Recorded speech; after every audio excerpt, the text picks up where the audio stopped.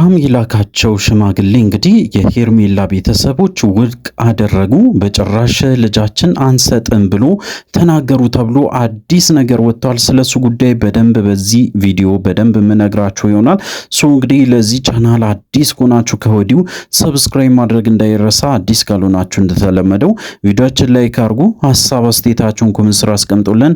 ወደ ጉዳያችን ከሰሞኑ እንግዲህ እጅግ በጣም ግራ የሚያጋቡ ነገሮች በተደጋጋሚ የተፈጠሩ ይገኛሉ። በተለይ እንግዲህ በትላንትናው ዕለት እንዳያችሁት ከሆነ ዳኒ በጣም በሚገርም ሁኔታ ሩታን ክዷት እንግዲህ ለአብርሃምም ወግኖ እጅግ በጣም በሚያስገርም ሁኔታ ያው ሩታ በጣም ብዙ ሴራዎችን እያሰበች እንደሆነ ከሜሪ ጋር እንግዲህ ብዙ ነገሮችን እንዳቀደችም ጭምር ለአብርሃም ሲናገር ነበረ። እንግዲህ በዚህ ጉዳይ ላይ በጣም ተጠራጥሮ ነበሩ። እነሱም ከዚህ በፊትም እንግዲህ ሲናገሩ ነበረ ሩታ ከሌሎቹ ጋር ሆና እኔ ላይ ሴራ እየሰራች ነው ብሎ በተደጋጋሚ አብርሃም ሲናገር እንደነበረ በደንብ እናስታውሳለን። ሄርሜላም እንግዲህ ያንን ነገር እርግጠኛ ነኝ ያንን ነገር እያረጉ ነው እንግዲህ ሜሪና ሩታ አልተጣሉም ብላ በግልጽ ስትናገር ነበረ። እውነት ለመናገር እንግዲህ ያው የሩታ ወዳጆች ማለት ይቻላል ያው ሩታ በተለይ ሰው እንደማይወጣላት እያንዳንዱ እሷ ጋር የሚደርስ ሰው በሙሉ ጥቅመኛ እንደሆነና ያው ሩታን አሳልፎ እንደሚሰጥ ሁሉም ሰው ሲናገርበት የነበረ ጉዳይ ነው።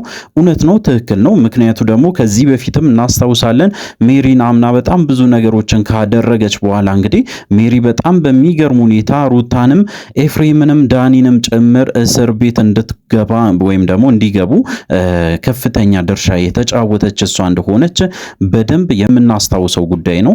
እንግዲህ አሁንም በተደጋጋሚ ይህንን ነገር እያደረጉ ነው። አሁንም ያው ዳኒ ሩታን ክዶ በጣም በሚያሳዝን ሁኔታ ለአብርሃም ወግኖ አብርሃምና በተለይ ሄርሜላ አንድ ላይ እንዲሆኑ አንዳንድ ነገሮችንም ጭምር እንደ ማስረጃ ብሎ አቅርበዋል ማለት ነው። እንግዲህ ይህንን ነገር በጣም በብዛት ማለት ይቻላል ብዙ ሰውም አብርሃምን እንግዲህ ቢደግፍም ነገር ግን ዳኒን በጣም ሲቃወም ነበረ። ዳኒ ወላዋይ ነው፣ ወደዛ ወደዚህ ይላል። ያው ታውቃላችሁ ሜሪም እንደዛ አይነት ሴት ናት። ስለዚህ እንግዲህ እነዚህ ሰዎች በህይወታቸው የሚያስፈልጉ አይነት ሰዎች አይደሉም ብሎ በጣም ብዙ ሰው ሐሳብ ሲሰጥበት የነበረ ጉዳይ ነው። እንግዲህ ዛሬ ደግሞ አዲስ ነገር ተከስቷል። በተለይ እንግዲህ በትላንትናው ዕለት ሽምግልናው እንደተላከ ነው በስፋት ሲወራ የነበረው።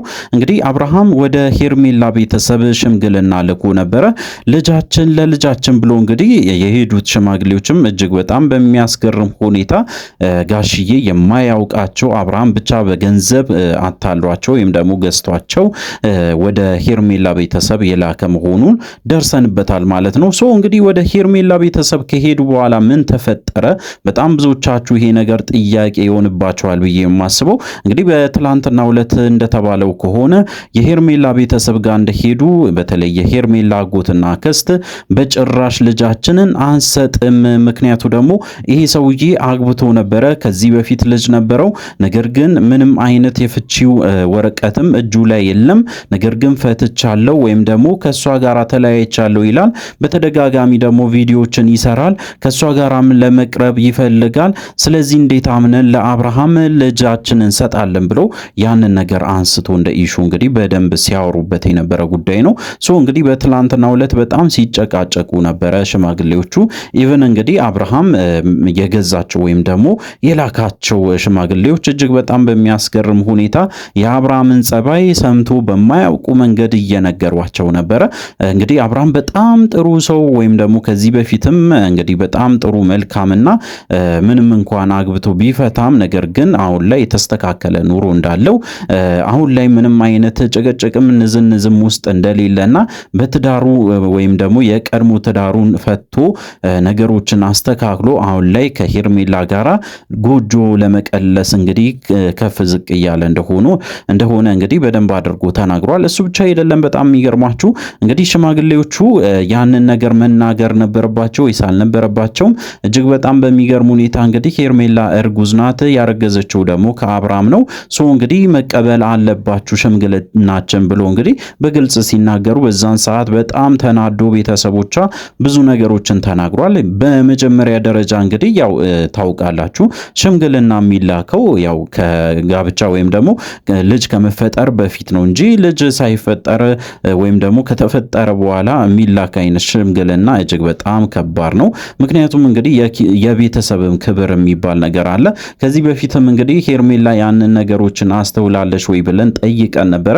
በተለይ እንግዲህ ሄርሜላ ያንን ነገር ግድ እንደሌላት ወይም ደግሞ ግድ እንደማይሰጣትም ስትናገር ነበረ።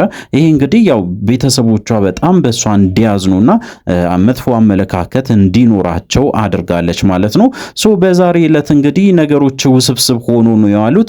በተለይ እንግዲህ በትላንትናው ዕለት ቅዳሜ የተላከው ሽምግልና እንዳልተሳካ ነው የተሰማው። አብርሃም የላካቸው ሽማግሌዎች ምንም ነገር እንኳን በትክክል ሳይናገሩ የአብርሃምን ጸባይ በትክክል ሳይናገሩ ነገሮችን አደባብሶ ሊያልፉ ሲሞክሩ ሽማግሌዎቹ በተለይ የሄርሜላ ቤተሰቦች ደግሞ በሚገርም ሁኔታ ሲከራከሩ ነበረ። ሄርሜላን በደንብ አድርጎ እንግዲህ እንደሚቀበሏት ወይም ደግሞ እንግዲህ ሄርሜላን በዚህ ጉዳይ ላይ በደንብ ማነጋገር እንደሚፈልጉ ያንን ነገሮችን ጊዜ ይሰጠን። ለነገሩ አሁን ላይ በጣም ከባድ ነገሮችን እያሳለፈች ነው። በዚህ ሰዓት እርጉዝ ከሆነች በኋላ ሽምግልና መላክም ተገቢ አይደለም ብሎ እንግዲህ ሲከራከሩ ነበረ። በስተመጨረሻ እንግዲህ ከሄርሜላ ጋራም ዲስከስ አድርጎ ወይም ደግሞ ተወያይቶ ያለውን ነገር እናሳውቃቸዋለን፣ ነገር ግን በእኛ በኩል የሚሆን አይመስለንም፣ የሚሆን ነገርም የለም ብሎ እንደሸኙ በዛሬ ዕለት ተሰምተዋል ማለት ነው። እንግዲህ አብርሃም ይህንን ነገር ደበቅ አድርጓል። ለሌላ ሰው ማውራት አይፈልግም። ምክንያቱ ደግሞ ይሄ የውርደትም ጥግም ስለሆነ ለሌላ ሰው ማሳየትም ማስረዳትም ማውራትም አይፈልግም። ደብቆታል።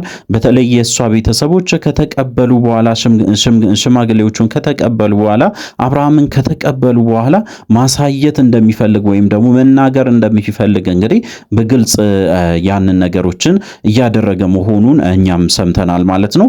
እጅግ በጣም በሚገርም ሁኔታ እንግዲህ አብርሃም በዚህ ሁኔታ ቀጥሏል።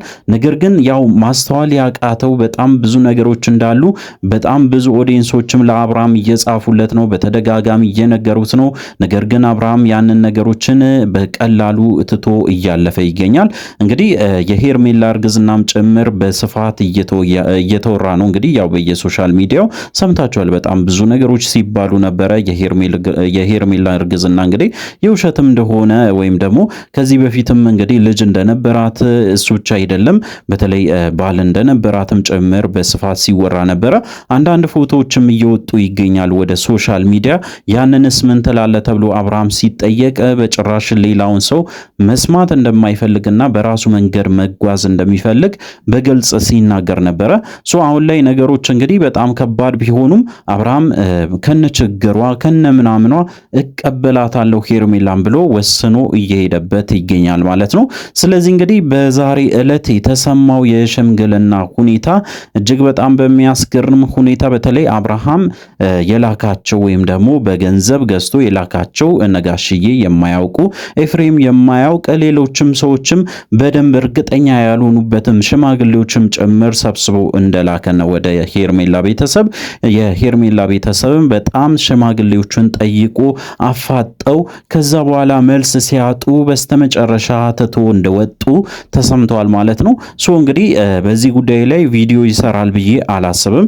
ነገር ግን ነገሮችን ለማስተባበል ብዙ ነገሮችን እንደሚያደርግ እርግጠኛ ሆኖ ማውራት ይቻላል። እንግዲህ ነገሮች ከተስተካከሉለት አብርሃም ሄርሜላን አግብቶ መኖር እንደሚፈልግና ሩታን በጭራሽ በአይኑ ማየት እንደማይፈልግ በተደጋጋሚ ሲያወራ ነበረ።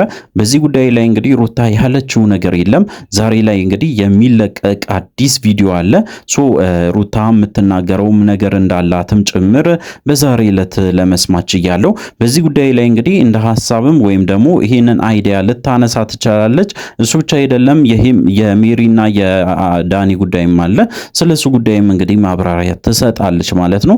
በዚህ ጉዳይ ላይ በተለይ በጣም ብዙዎቻችን ማለት ይቻላል ግራ እየተጋባን ነው። በየቀኑ ነዳኒ ይቀያየራሉ። ዛሬ እዚህ ነገዛ በጣም በሚገርም ሁኔታ ምን አይነት ጓደኝነት እንደሆነ እስከሚገርመን ድረስ እንግዲህ ደርሰናል ማለት ነው።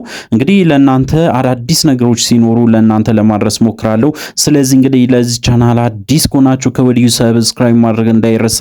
በቀጣይ ቪዲዮ እስከምንገናኝ ድረስ በያላችሁበት ጤናና ሰላም ይሁንላችሁ።